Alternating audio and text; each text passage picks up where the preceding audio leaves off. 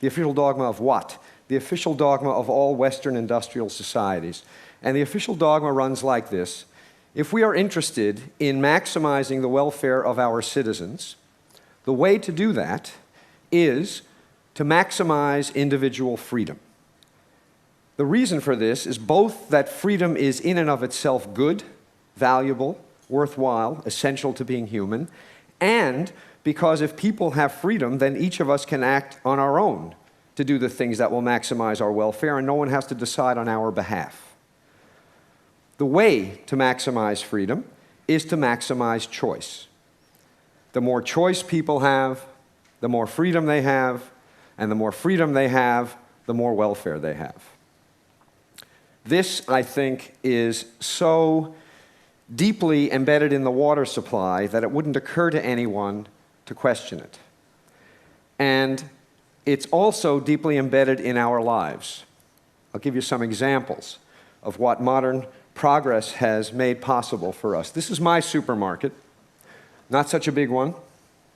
I want to say just a word about salad dressing. 175 salad dressings in my supermarket. If you don't count the 10 extra virgin olive oils and 12 balsamic vinegars you could buy to make a very large number of your own salad dressings in the off chance that none of the 175 the store has on offer suit you. So this is what the supermarket is like. And then you go to the consumer electronics store to set up a stereo system, speakers, CD player, tape player, tuner, amplifier, and in this one single consumer electronics store, there are that many stereo systems. We can construct 6.5 million different stereo systems out of the components that are on offer in one store. You got to admit that's a lot of choice. Something as dramatic as our identity is now become a matter of choice, as this slide is meant to indicate. We don't inherit an identity, we get to invent it, and we get to reinvent ourselves as often as we like. And that means that every day when you wake up in the morning, you have to decide what kind of person you want to be. With respect to marriage and family, there was a time when the default assumption that almost everyone had is that you got married as soon as you could, and then you started having kids as soon as you could. The only real choice was who, not when, and not what you did after. Nowadays, everything is very much up for grabs. I teach wonderfully intelligent students, and I assign 20% less work than I used to, and it's not because they're less smart, and it's not because they're less diligent, it's because they are preoccupied, asking themselves, should I get married or not? Should I get married now? Should I get married later? Should I have kids first or a career first? All of these are consuming questions, and they're going to answer these questions whether or not it means not doing all the work I assign and not getting a good grade in my courses. And indeed they should. These are important questions. So everywhere we look, big things and small things, material things and lifestyle things, life is a matter of choice. And the world we used to live in looked like this. That is to say, there were some choices, but not everything was a matter of choice. And the world we now live in looks like this. And the question is this good news or bad news? And the answer is yes. We all know what's good about it, so I'm going to talk about what's bad about it.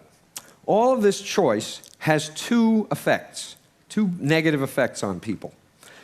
One effect, paradoxically, is that it produces paralysis rather than liberation. With so many options to choose from, people find it very difficult to choose at all. I'll give you one very dramatic example of this, a study that was done of investments in voluntary retirement plans.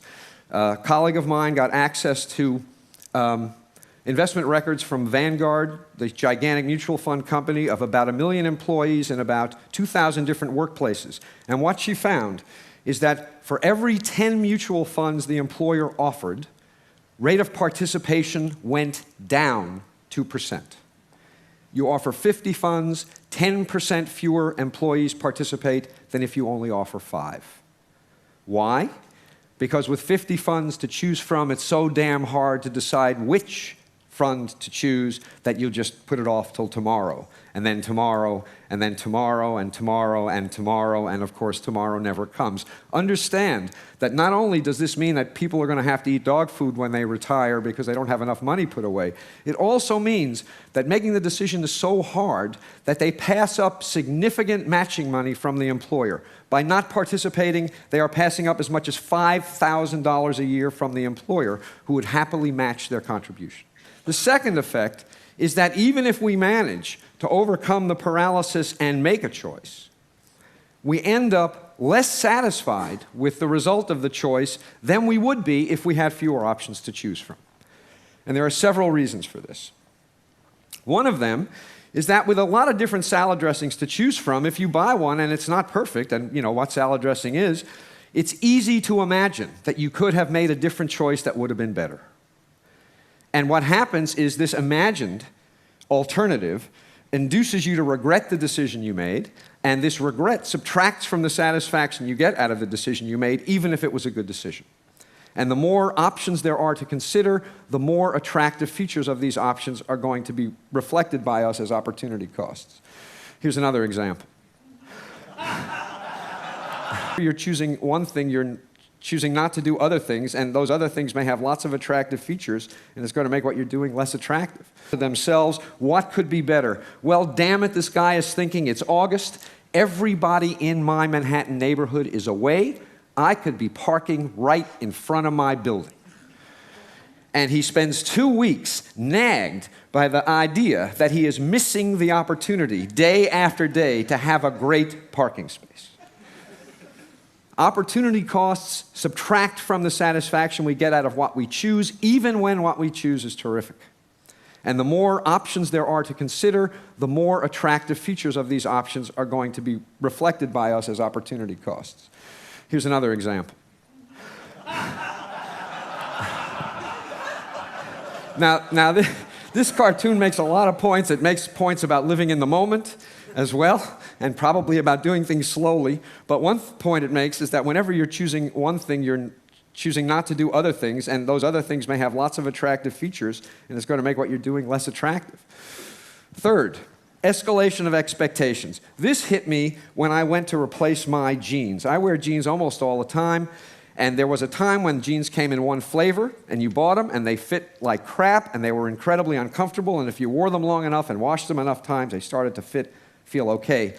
So I went to replace my jeans after years and years of wearing these old ones, and I said, I want a pair of jeans, here's my size, and the shopkeeper said, do you want slim fit, easy fit, relaxed fit? You want button fly or zipper fly? You want stone washed or acid washed? Do you want them distressed? Do you want boot cut? Do you want tapered? Blah, blah, blah, on and on. He went. My jaw dropped, and after I recovered, I said, I want the kind that used to be the only kind.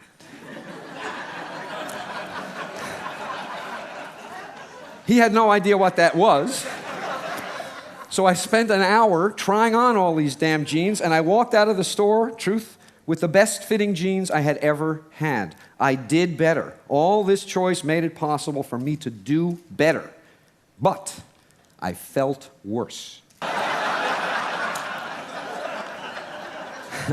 The reason I felt worse is that with all of these options available, my expectations about how good a pair of jeans should be went up.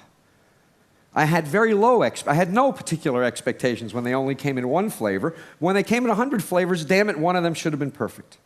And what I got was good, but it wasn't perfect. When everything was worse, it was actually possible for people to have experiences that were a pleasant surprise. When there are hundreds of different styles of jeans available, and you buy one that is disappointing, and you ask, why, who's responsible? It is equally clear that the answer to the question is you. You could have done better. With 100 different kinds of jeans on display, there is no excuse for failure. And so when people make decisions, and even though the results of the decisions are good, they feel disappointed about them, they blame themselves.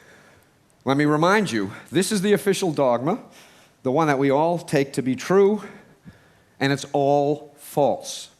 It is not true. There's no question that some choice is better than none, but it doesn't follow from that more choice is better than some choice.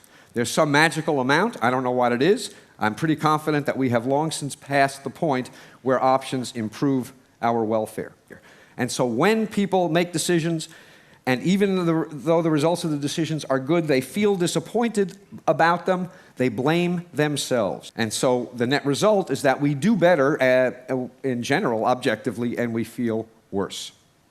So, let me remind you, this is the official dogma, the one that we all take to be true, and it's all false.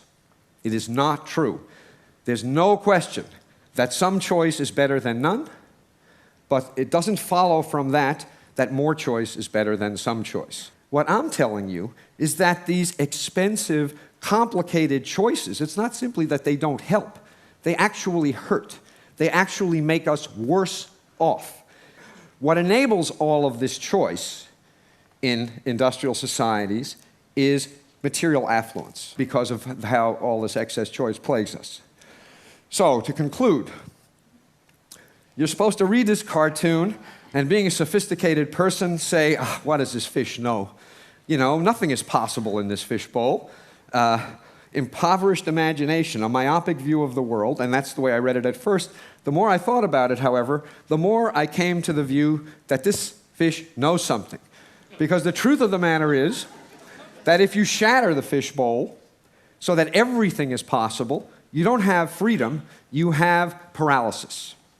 If you shatter this fishbowl so that everything is possible, you decrease satisfaction. You increase paralysis and you decrease satisfaction. Everybody needs a fishbowl.